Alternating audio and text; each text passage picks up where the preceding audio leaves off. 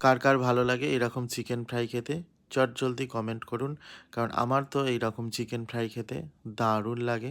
আর যারা আমার চ্যানেলটি এখনও সাবস্ক্রাইব করেননি তারা চটজলদি সাবস্ক্রাইব করে দিন সুতন্দ্রর ভালোবাসার রান্নাঘর।